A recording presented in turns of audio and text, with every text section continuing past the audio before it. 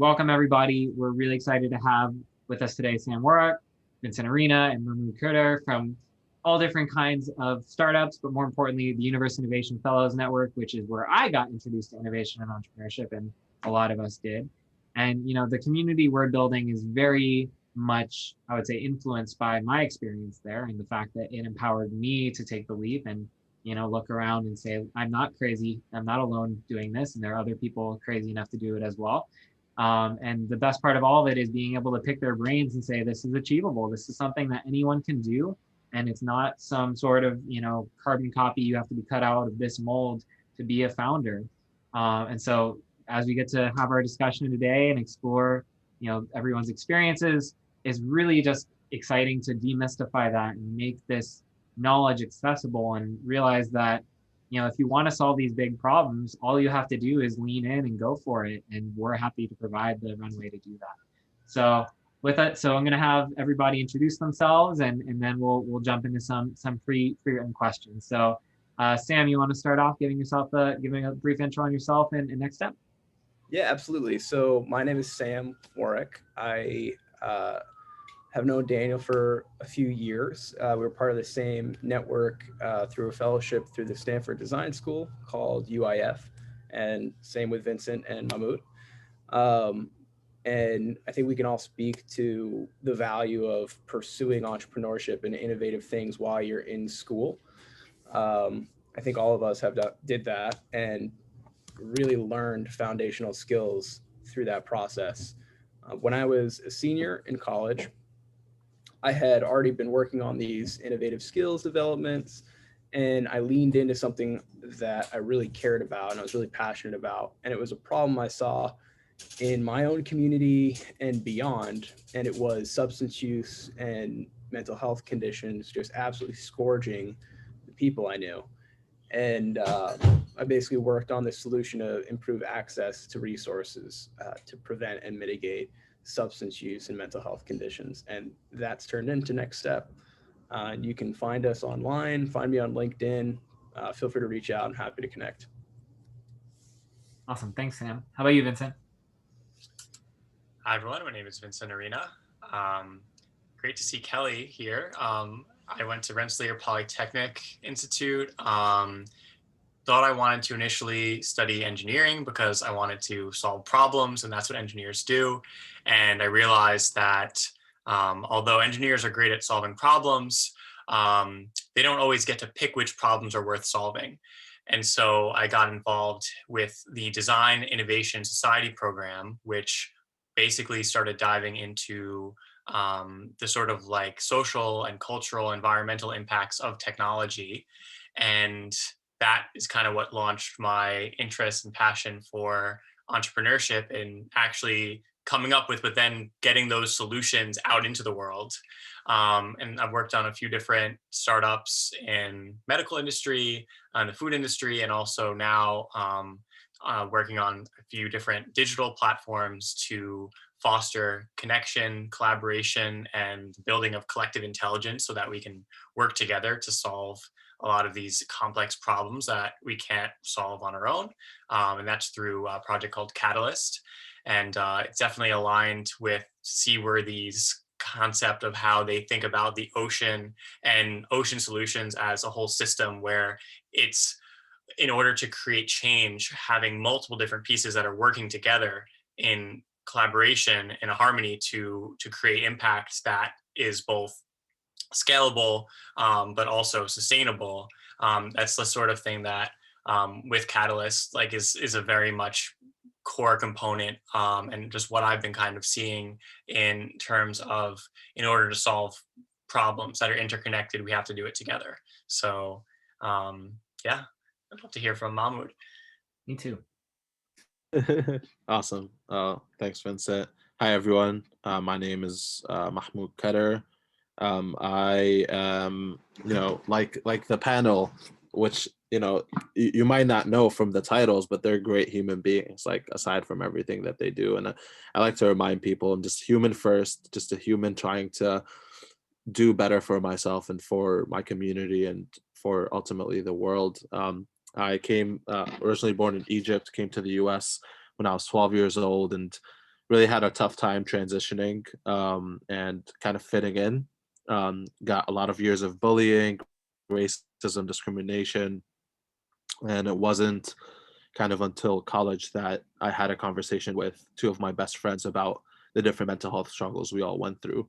And what was astounding at that time was I knew other people suffered, but I just didn't know like my two best friends did. And one of them was a veteran who was a Marine, a Chinese American Marine, and one of them was a Bengali immigrant. And we were all from very different backgrounds, but we all shared that kind of struggle or suffering. And when we kind of looked into the research and data about what's happening across the world with people, and then specifically young people, we were just disheartened to see so many struggling with mental health challenges and not being able to access resources. And so, yeah, my time in college ended up bouncing around between doing work in tech, doing work in helping small food businesses across Harlem, and then eventually realizing that that was my purpose. That was what I needed to work on, and started Floramind to really focus on how can we prevent and intervene as early as possible for young people, specifically from underserved communities that go through these challenges and don't have resources like other people do. And so since then, since we started, we've reached thousands of young people across New York City. We've also trained educators and parents really in two main things around skill training. So we provide, guidance and training around meditation, mindfulness, deep breathing, gratitude, and then really a big component around culture. How do we look at like different communities and what they look at for mental health, and how do we provide services that are accepted within that kind of realm? So that's my work, and I'm really excited to spend some time talking with you all about that journey. Absolutely. Thank you guys. And, really that notion of finding your purpose is so like central. And I'm so glad you brought that up, because it's very much the one thing that's remained consistent for me in my journey. Is the problem statement has remained consistent. The solutions changed so many times. I'm sure we can all relate as we get into that, but it's really just starting there at your core of like who you are and what change you really want to make. And so that's going to lead perfectly into our first question, which is what inspired you to pursue entrepreneurship? I'm going to throw it to Sam to start. Yeah. So before I even learned the word entrepreneurship, I was already getting involved with entrepreneurial activities. And I don't think I really even learned the word until I got to college, which is kind of funny.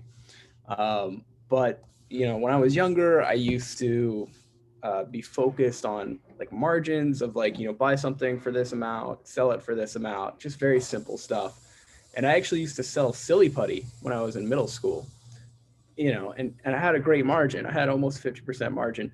But then when I got to college, I realized there was obviously much more to entrepreneurship, and the triple bottom line was becoming really popular back in 2013, 2014. And I got really into social entrepreneurship, which was the concept of obviously doing good, while you're growing a business. And I know all of you know about that, and that's why you're here. So that's great.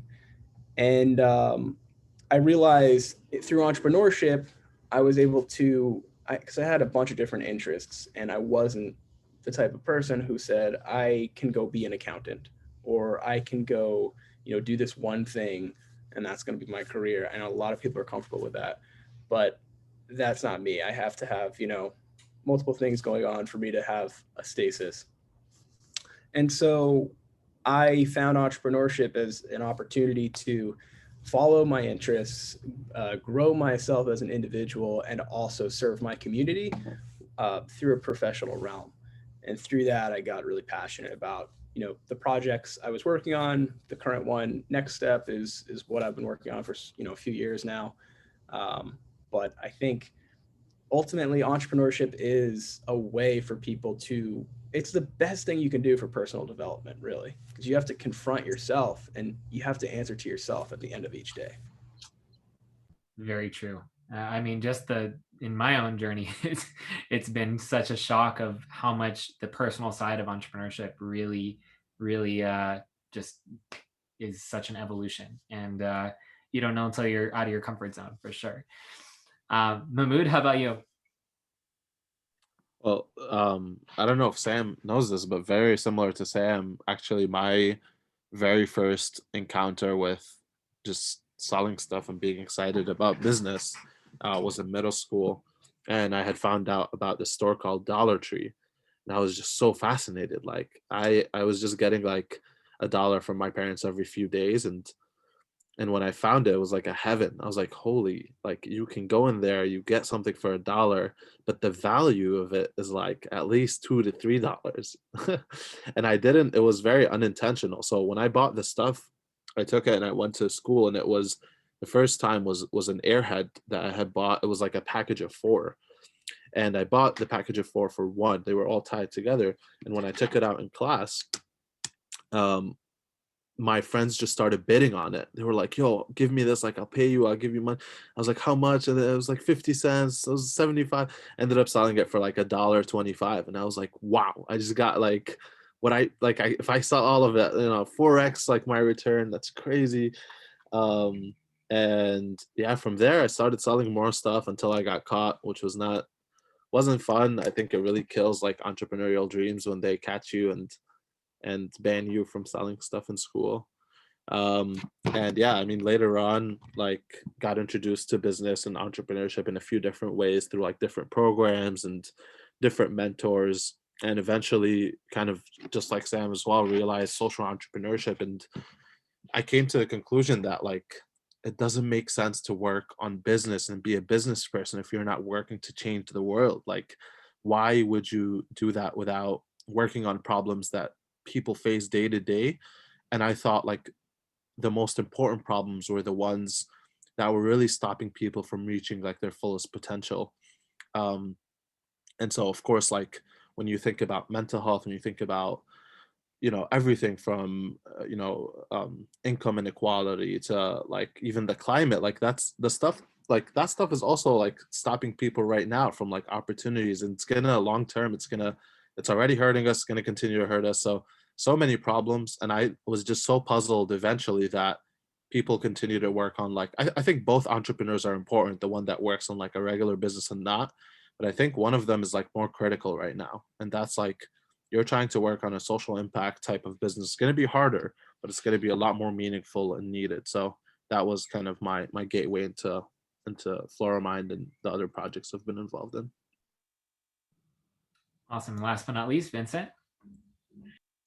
Yeah, Mahmoud and I have been talking about this, like kind of the difference between an entrepreneur and a social entrepreneur.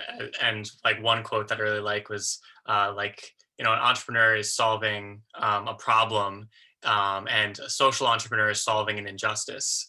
And so I think I've been kind of over the last 3 or 4 years working on different businesses and learning more about just kind of like what is possible to do within the constraints of trying to make money while also creating impact.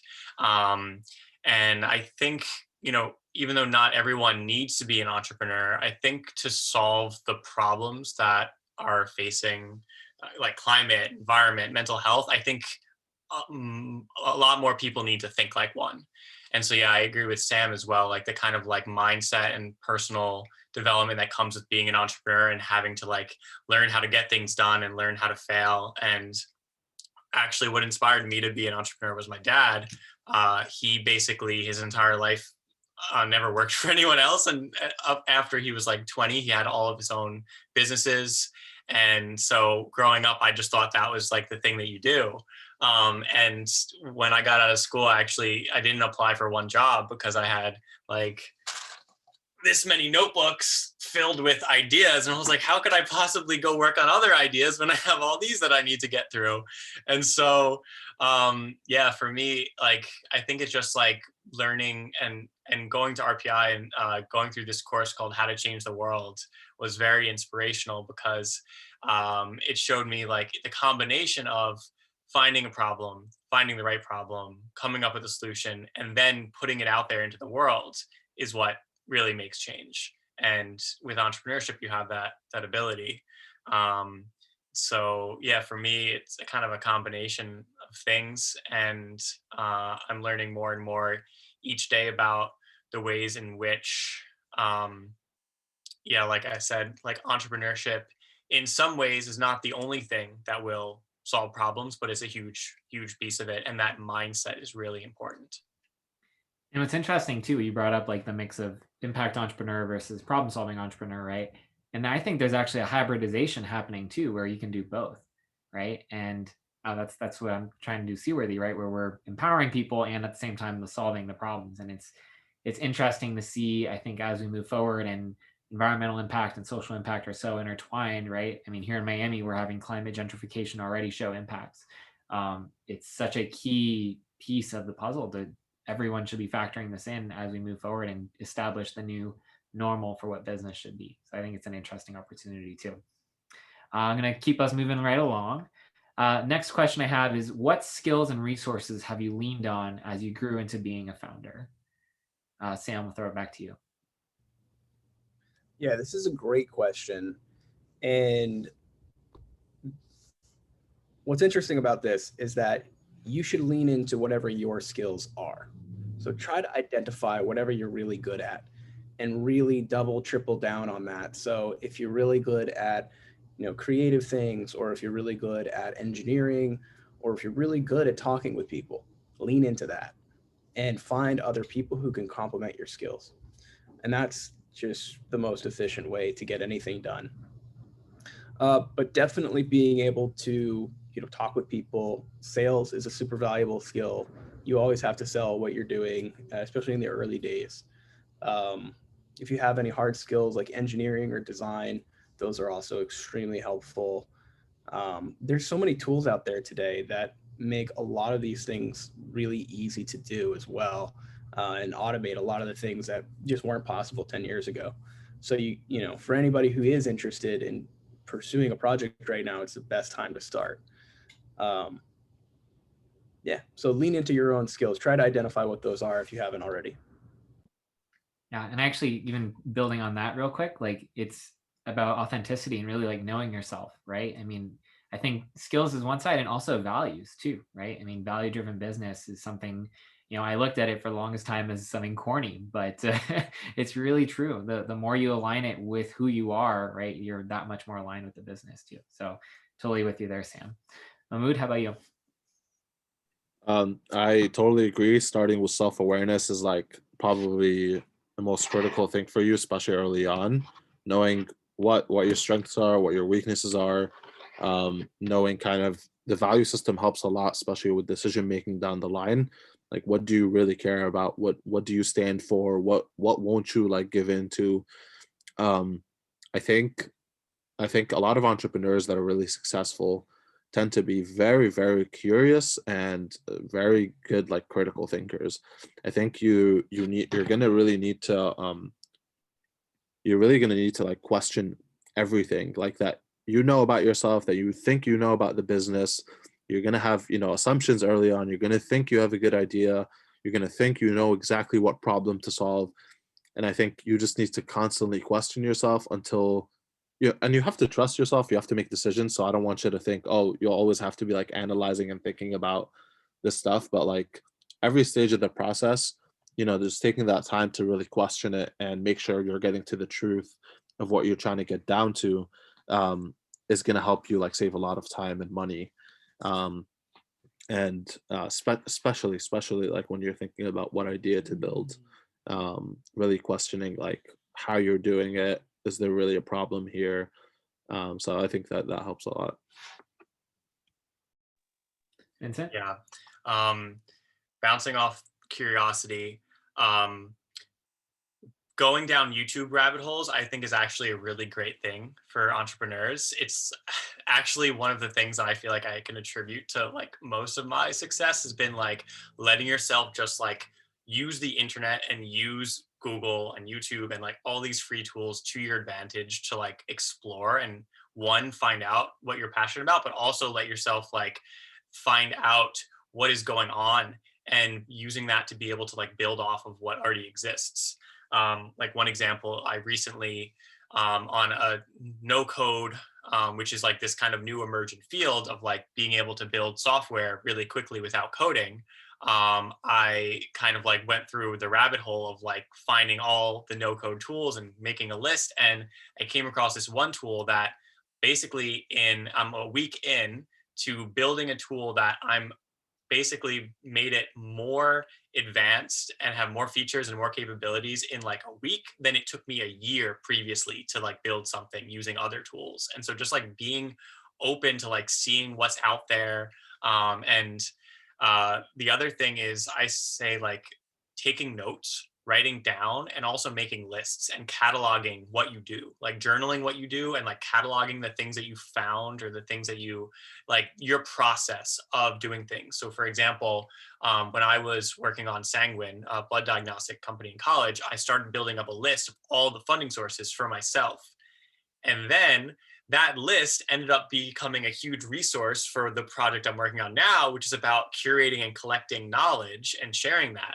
And so you're able to then use the things that you may have done a year ago that you totally forgot about. You don't realize how much value you create just from like the processes that you end up coming up with to run your business, or the task management system that can be used for a different business a year or two later.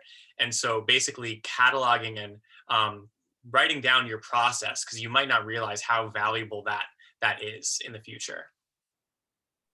Yeah, to dovetail off of that really quickly, get experience all the time. Try to get new experience and build your skills, because skills, just like Vincent mentioned, like, or lists or resources that you build up, 4 years ago might actually come in handy today.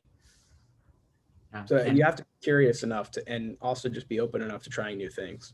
And it's really like, I love to say entrepreneurship is lifelong learning in itself. I mean, you just have to throw yourself in and figure it out. That's part of the fun challenge. I mean, I put together my sponsorship and partnership team, and no one originally had any experience in development, fundraising, any of that, right? But we're all just figuring it out as we go, and that's part of the fun of it, honestly. All right, going to move along to our next question, which is, what's one thing you wish you knew when you started out?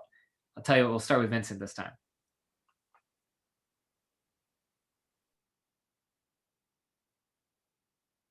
Okay, so the golden answer is a lot of people I think have very big ideas and are uncomfortable with chunking them down into smaller pieces that don't resemble anything of the big idea, but are like helpful stepping stones. And so, for example, if you're working on creating the next sustainable Amazon, instead of trying to start by creating all of Amazon from scratch, what I would say is pick one very specific piece of it. Like, okay, we're only going to focus on eyeglasses or food products or designer sustainable toothbrushes. And then basically build a really tailored, focused product for that's working, and that you don't really have to kind of like do much after it's going, and then take what you learned from that and focus on the next piece and the next piece. And you could have a strategy and build in a way that those pieces all will work together, but don't try to build all of them all at once, because you're just going to fail every single time. Because when people look at the product, they're like, wait, what is this? It's like these 8 things. And you're like, yeah, it's those 8 things. But like, you're building 100 houses, one brick at a time, instead of finishing one and then moving on to the next one and then connecting them with roads and making a village. And so if you have like a big idea, I would say like find someone who's really good at focusing and helping you basically take your concepts and put them into smaller pieces that can work together. We have in design thinking, right, the flair and the focus, right? And so I mean, really what you've mentioned is working up to MVP. And when we talk about just relating to the seaworthy side, right, we aren't even getting to MVP yet. We're just trying to get people to distill down idea of what that looks like, and then the incubator that we partner with helps get them to MVP. So it's on our end almost like encouraging people to get to the big idea first, but it definitely doesn't get executed until you make it bite-sized chunks, for sure. All right, Mahmoud, gonna turn it back to you. Yeah, I love what Vincent said. I would say like don't burn yourself out like trying to change the world, like it's so easy, especially when you're like a really young, early on founder, to spend a lot of your time like working. You know, you get the whole motivation and spiel of like, you gotta grind, you gotta, it's true, it is a grind. Like, you gotta spend hours learning and motivating yourself and changing yourself in the process. But you know, the your best work will come when you truly take care of yourself and you do the things that fill your cup, right? Like, whether that's community, family, working out, eating right, like all of that stuff, like that's, I think, is critical. I wish I like had that, like even as a founder of a mental health company, and I was messed up for a long time. Like, I would just push everything off because of how stressful things would get, and like deadlines and funding and investors and product. And you really, it's, you know, you're trying to build something sustainable, you're trying to build something changing the world, and you have to literally do that for yourself. You have to build a sustainable version of yourself. You have to constantly be changing pieces of yourself, unlearning things you learned, learning new things. So that's what I would say. Don't forget yourself in the process. Awesome. Sam? 100% agree with Mahmoud and Vincent. Those two are all too true. And the other thing that's really important is that this stuff doesn't happen overnight. Like, it actually, you have to have a lot of patience and you have to be willing to put in the work. Um, you know, they say an entrepreneur will work 100 hours a week so they don't have to work 40. And the concept is there. I don't think it's actually that healthy, kind of, you know, with Mahmoud, what he just said. But you do have to have patience. You have to be willing to work really hard for sometimes several years before anything happens. And there's a concept called hockey stick growth, where it's really slow, it's really slow, it's really slow. But in the 5th year or the 10th year, everything takes off. And you just have to, you know, really embrace the journey and enjoy the hard work. Yeah, I know I'm still working to try to celebrate the little wins, you know, and I think it's so easy to be so focused on the end goal, but that, you know, the journey is long, right? I mean, for me, it took a year and a half before we finally launched Seaworthy. And I mean, I'm just curious, what was kind of the long, or the lead up for you guys? How long did it take you guys to get to the point that you were actually ready to launch? If you remember, yeah. See you thinking. 5 years. Wow. 5 years. Yeah. I mean, it wasn't all full time. You know, a lot of it was like on the side, but still, it takes time. Yeah, I think this, just for this, like, I guess this advice on this question, it's a good question.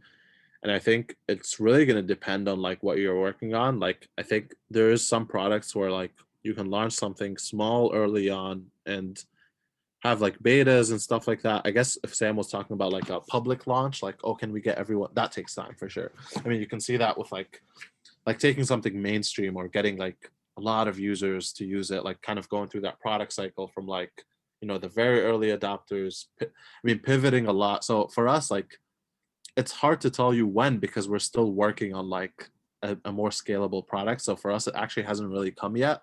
We have like had so many iterations of like our program where we've done workshops and training and literally served thousands of students and people, but we still haven't gotten the actual product that I want us to build, that I think can reach a lot more people. So we're still in the process, but it doesn't mean that we haven't launched and had an impact. You know, it's really going to depend on what you're working on, but sometimes you'll be able to launch really early on, get feedback, and usually that's kind of with the MVP thing. You get something out, get feedback, work on it, etc. So yeah, we're still in the process. I agree, it takes a while. I should caveat by saying, yeah, throughout the 5 years, we've been consistently rapidly prototyping and iterating and using all the skills of design thinking to find the product that is worth building. Mm-hmm. And I mean, you're never done iterating, right? It's always evolving. Yeah. Every time I think I figured out the model, there's one more little tweak. All right, we're going to move actually right along into our next question, which is, as impact entrepreneurs, what are some key tips for staying mission focused? I'm going to throw it to, I'll throw it back to Sam to start. So focus is probably the most important skill you can have in doing anything where the key driver or the project manager as an entrepreneur is yourself. And some tips are limit distractions. Really make sure that you have your own processes, self-care, self-discipline underway. Actually put on the calendar the time that you're going to work. So if you can keep yourself working between the same hours every day, that's super helpful. And, I think sometimes there are some late nights but I wouldn't recommend really ever staying up all night unless you have like a crazy deadline. But have a support system, friends, community, stay involved with your community. Social clubs or volunteering is super helpful to keep reminding yourself why you're doing what you're doing. Vincent? So I don't know how helpful my answer will be because it goes against Mahmoud's point of don't put like changing the entire world on your shoulders.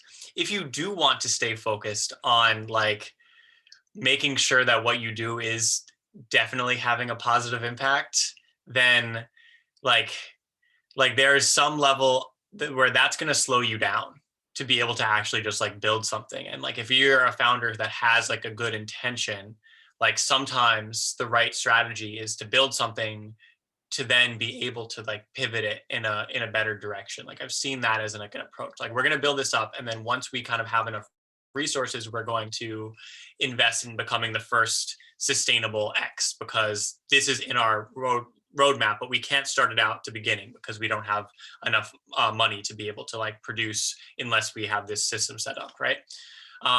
Now, for me, like how I've been thinking about things has been a little different in terms of like, think about what are the second and third order consequences of doing something. So like, for example, NFTs, non-fungible tokens, is like a huge thing that's like blowing up right now.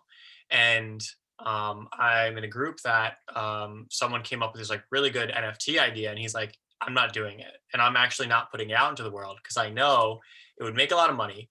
But like based off of what I do know, this is probably what's going to end up happening if this were to take off. And these are the dynamics that would probably make it have a negative impact on the world. And that impact is also subjective. It's based off of your values. Like there is no good or bad without defining it. So like I define good as net positive in terms of sustainability, or something that reduces inequality, economic inequality, right? But someone else might see what the most important thing to them is diversity or something else. And so I think it's understanding your values and then being able to focus on, okay, how do I maximize for this?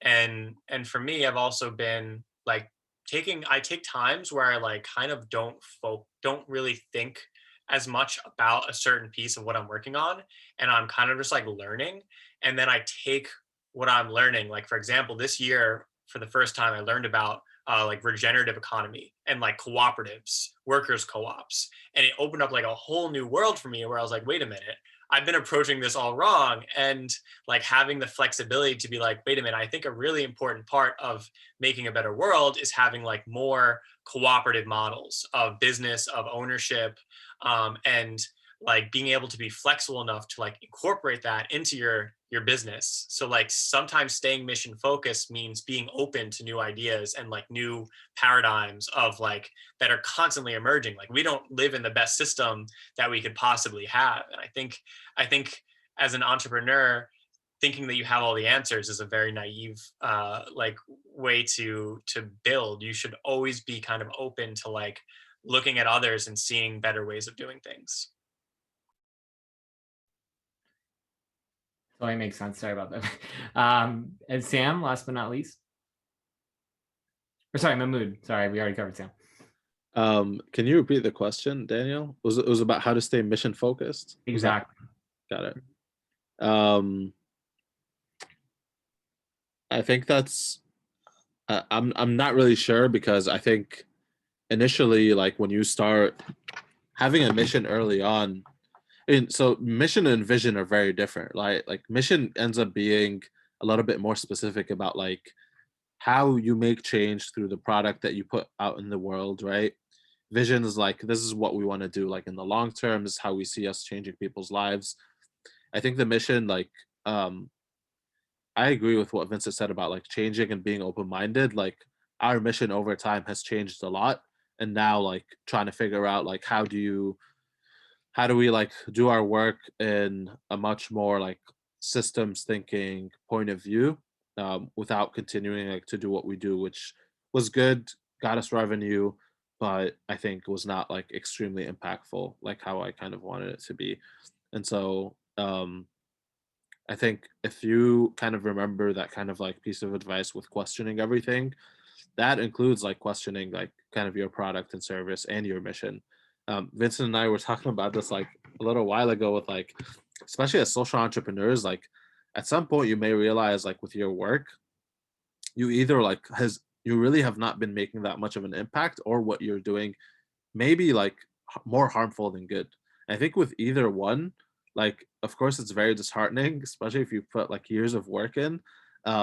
But if you take it and you look at like, okay, cool, what did we learn from it? How do we want to move forward? What do we want to change?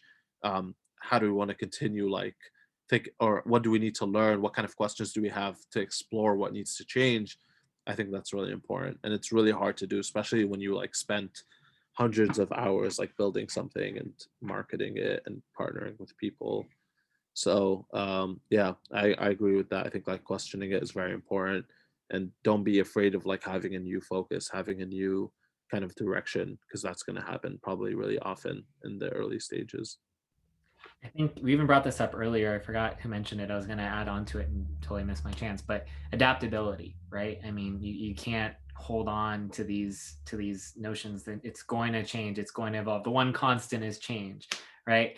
So it really is, you know, this ability to move on, move quickly, and know that no matter what, it is going in the right direction. So with all that being said, I want to throw us to the Q&A, and I have one more question if we don't have enough questions, but it's a softball, so I figured let's get more specific questions than what I had.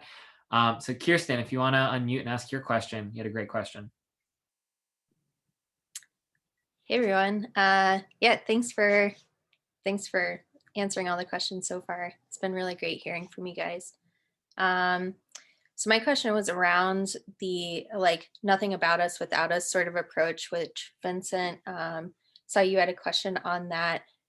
It came from the disability rights activists, and it's basically the idea of anything you build should be built with the community it impacts rather than just for them and like given to them as like a solution. So obviously with like governments or like big corporations, they have the money and the team to support that sort of work. But I'm curious, when you're just like starting off brand new and maybe you don't have the funds, maybe you don't like barely have the time for that sort of work. Like how do you approach that and ensure that you are actually speaking with the community and working with them as you're building out a new idea?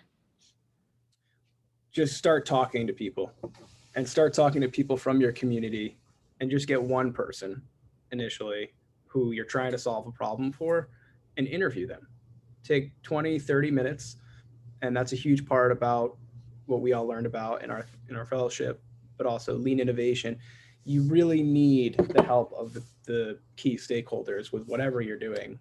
And I'm not sure what projects you're working on, but it's absolutely paramount that you do have kind of community backers and people who feel like they have something to gain from your project or initiative. Yeah, I'd add to that, partner early with the like other groups that would benefit from the work that you're doing, and almost like offer your idea as like a free service. Like, hey, I'm going to try out this thing to help your community. Like, I'll give you an example. So one aspect of Catalyst, the platform I've been working on, is a community platform for basically like online communities to have like their events, projects, directory of members. And so for the last few months, I've been attending every single week, like this one group's calls, and I've been like kind of just like seeing what are their problems. I've been like openly saying like, hey, I'm here, I'm working on a community tool for this community, and like just being there to kind of see what people need, and like then just making something and like not worrying about the business model, and just for free being like, hey guys, I made this thing, like you can use it, what do you think? Getting feedback really quickly, and like being able to just like literally be in the community working in the open. So like open innovation is also like another kind of concept. Like there's, I guess a lot of people are like, oh, I don't want my idea to be stolen, so I'm gonna like work on it for 3 years in like a closed box and not share it. And when you're really early on, you could run experiments on a little piece of your idea and not share all of it, but work out in the open on the things that are your riskiest assumptions. Like what are the things that you are not sure is going to work, and test those things out and work in the open and partner early with people that need those things, and you can build them for them for free and learn from it. I want to add to that real quick, because especially in the impact space, one of the notions I've really heard of or been leaning into, and I'm not sure if you guys have come across this as well, is radical collaboration, right? And just literally saying, I'm developing resources, you have resources, I'm happy to share mine, and I hope I can tap into yours. And surprisingly, or actually it's not surprising, people who are aligned in the same mission are happy to help. And so it's really not only leaning into partnerships as far as building credibility, but leaning into partnerships knowing that, having the confidence to know that what you're building is going to have value to them. And beyond that, and this is really just my ultimate lesson learned building Seaworthy, is that you don't have to do it all. That's been the greatest lesson I've learned, really, is finding ways to partner up to basically offer everything of the picture you're trying to build, but really focusing on what's the core thing you do. And the core thing we do is empower people and offer the ability to build up their ideas from the ground up. After that, supporting them with an incubator accelerator, we're partnering with someone for that. And that's really been a key part of our strategy. Sorry, I didn't mean to step on your toes, Mahmoud, if you had something to add. No problem. I think, Kirsten, this is a great question. And I think an important point just to reframe early on as an entrepreneur, be very, very, very careful with what type of limitations you put on yourself and you put on your business. So like even the statement like saying, you might not have time or resources as a startup to do this versus a big corporation. I mean, entrepreneurs generally, we don't have time for anything. We just create time and prioritize based on like what's important. And so like really early on, if you're very clear on like your values and you're very clear about like what type of company you want to build, what type of product, how you want to do it, it'll just make so much sense for you to be like, of course we have time for this. We're going to start with this. And this is going to be the top priority right now, is to just meet with those community members, see whatever we're building, who exactly it is, bring them on board, and make that core to our product development. And if you make a decision like that, it'll just make sense and you won't feel like you're wasting time. You won't feel like you don't have time. I think it'll just be like, this is a priority and we're working on it. And you'll feel like you're working on what's important to you. One way we did that at Floramind early on was we started a youth mental health advisory council. And you don't have to do this. It's a little bit complicated, but we basically got young people to apply to be part of like this council to help us, like giving us advice on product development and giving us like advice on like, and helping us doing surveys in their schools so we can get more feedback so that it can really be built with youth for youth. And we are youth ourselves, like and especially then we're like 22, and now I'm older, like 25. I feel like a grandpa now. But yeah, it's a good, like you can, set up a program, but you don't need to do that. I like what Sam said, like start with one, don't overcomplicate things. Don't make it like a whole big deal.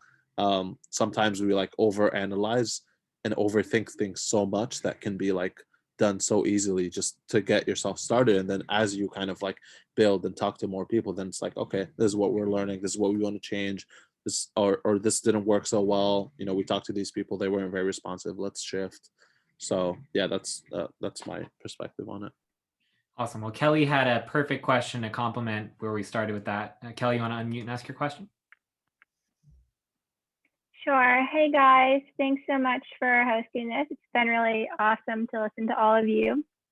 My question, so right now I work in a very like startup type space, and I find that yeah, different characteristics, of course, bring different things to the table. And it's really important that you have a team that works together really well and complements each other. So I'm just curious, what are the most important characteristics that you look for in your like co-founders, basically? Well, I think one of the most important things is that you have complementary skill sets. But then beyond that, because there's lots of people who will have complementary skill sets as you, make sure you get along with the people that you're trying to work with, because building a business is really tough and you have to have really strong relationships with the people you're working with in order to get really hard things done, especially under time and resource constraints, because that's what it is. That's what it is in the early days, usually. And so try to find someone who you can see, you know, a longer term relationship with, because it might take 3 years before you achieve the massive success you think you will in 6 months. Yeah, I think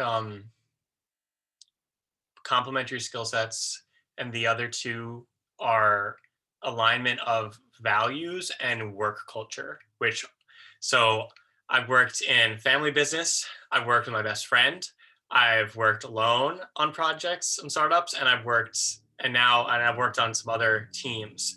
And I think the startups that were the most fun were the ones that had a really good, like, we had a really good understanding of how to work together, like the how to be working. And like, how I think about it is hard work. If you're passionate about something, you know, it's passion, right? But hard work, if you're like really not enjoying it, is stress. And the only difference is like your perspective and the way that you approach it. And so you want to do it with people who have a very similar perspective of how they approach work. Like, I like to make everything fun. And so I do not work well with people who like get really stressed out to do a task. I'm like, look, let's just have fun. We have to get this done. It's 2 a.m. We have the presentation tomorrow. Let's just put on some like AC/DC in the background and then we'll get it done faster, I promise. And so there needs to be that like the culture, and also like alignment of values, because like if I really care about sustainability and my main co-founder really cares about profitability as our main values, there's going to be a lot of tension, because you're constantly trying to find balance between, you know, maintaining like your impact and having the business succeed, and then also your just like personal goals. And if you don't have somewhat of an alignment on like those very core values, then it's going to be really hard to make decisions together. And like, you know, what a CEO of a company does, like Jeff Bezos, he makes like 3 or 4 decisions a day. Like his job is just to make good decisions. And when you can't make decisions because there's disagreement, it's like really, really hard to move forward. At the same time, just to chime in, it is helpful if you have someone who's focused on profitability, if you're really focused on impact, to challenge, you know, your thinking and broaden it up. But absolutely agree 100% with what Vincent said. Yeah, I was actually just gonna say I don't have much to add, but the part of like, yeah, don't mistaken like what's being said with like someone who's just like always a yes person towards you. Like you want to create, and this goes back to like kind of like just finding the person that, you know, the core value is very critical and important, but they don't have to think exactly the same as you. They don't have to agree with everything you say. It's actually very healthy to like have a lot of just like, hey, let me challenge you on this a little bit. Like, let's think a little bit deeper about this, or I think you're missing this, without thinking it's like, oh, you know, this person doesn't, you know, like me, or this person, you know, doesn't agree with me, so we can't work together.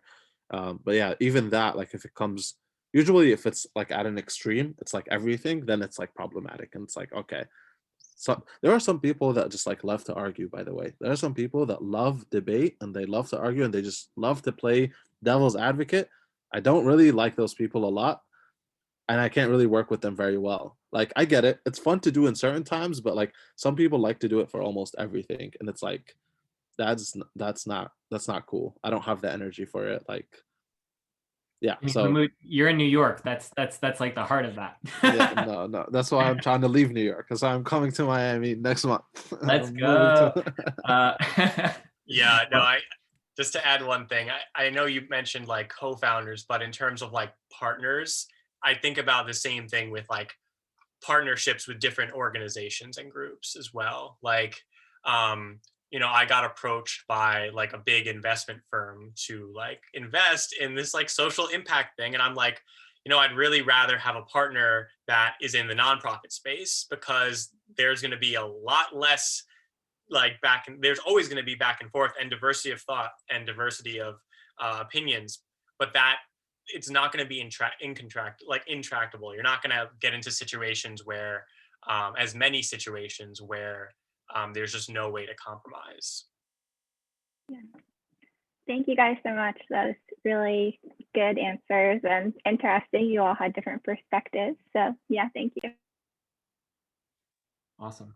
All right, we got one more question. Mo, did you want to unmute and ask your question? Hi, Mo. Sure. Hey, Moody, are you coming permanently to Miami? No, I was kidding. I don't know. Aw. I was looking forward to it. Well, my question is, and I'm not sure how best to phrase this, so maybe you guys can help me out. So I left my job like a month ago, like on a whim, and I was like, I'm gonna go do this. We're gonna go do the thing.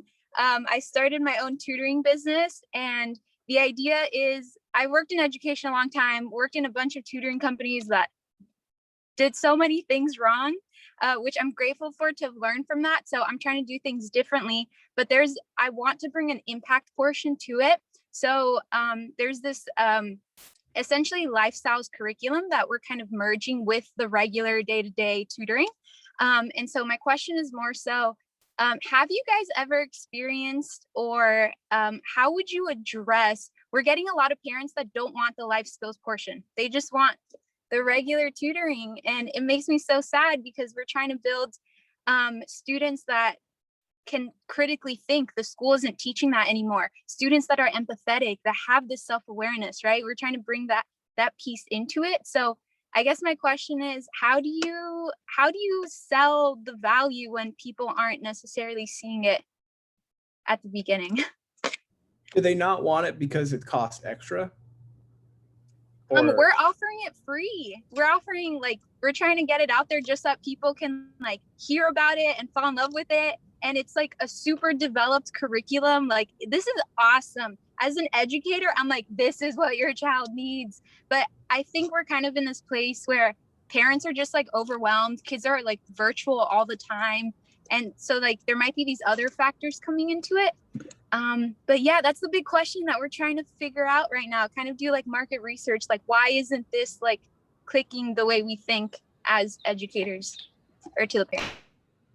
I think your customers are probably out there. You might just not have found them yet.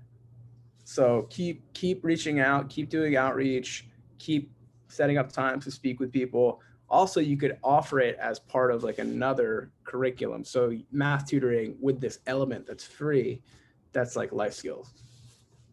And you could partner with another math tutoring company for that. Initially, at least for the first like few, just to get experience, clients, testimonials. Vincent, I know you have to run. You want to get a last answer in real quick? I don't think I have a great answer, so I'm going to pass it to Mahmoud. But yeah, this is great. It's great seeing you guys. So happy to Have a have you. great day, Vincent. Yeah, Mo, I would ask you, like, how many parents said no, like that they don't want this? Like, what is the number on that? It's about right now about like 80%, 85%. 85, like how many? 85% of like how many? Like 10, 15, 5? Yeah. So like we're like at about 20 right now. Okay, cool. Yeah. And they all said no, they don't want life skills training for their The children. majority of them, like we really 80%. had to like Yeah. convince them like Yeah, it's I mean, free. Like Yeah. so some of them ended up just being like, whatever, fine, we'll do it. Yeah. Cool. Well, there's a lot more parents that I think would appreciate that. I think you just gotta find if you really care about this, you want to push it, you'll find parents that really care about it. They understand the need for their children. You just gotta be able to you just need a much larger sample size, to be honest with you. Okay. If people don't want it, you don't want to market something to people that they don't want. I think if you play the numbers game and you continue to grow your business and you reach more people, you'll find people that are like, oh, that's amazing. Like I mean, it might end up being a differentiator for you when people are thinking about tutoring, that you add this component. So yeah, I would say that, like, reach a lot more people and you'll maybe have an idea. And if at the end not that many people want it, but you still want to do it, I mean, it's up to you, right? You don't have to do it. Usually we like to listen to customers, especially the ones that are paying you. You don't want to give them like a hard time or push something that they don't want. You might want to branch it out as a separate program that teaches just life skills to different type of young people. So yeah, there's, I think, a few different ways to go about it. Yeah. And And also just to add too, I think it could be, oh, sorry, Sam, go ahead. You might find out what they do want, and you might be able to pivot. And even beyond that, just it might be consumer education too, right? Like they don't even know they want it because they don't know the value, and you have to educate them on the value before you can sell them on it. That's part of what I'm doing with talking about regeneration for the oceans, where it's this foreign concept to a lot of people, right? And you have to educate them on the new concept before you can sell it to them. Thank you. No problem. Appreciate that. Thank you, guys. So good This was seeing you, an Mo. awesome chat. Yeah, good thank you, Daniel. I have to head out as well. I can't Yeah, stay. absolutely. Thank you both. I'm going to stay Hey, on Sam, and just nice seeing you. Good to see Thank you, you. Sam. Bye-bye. Thank you, guys. See you, brother. Later.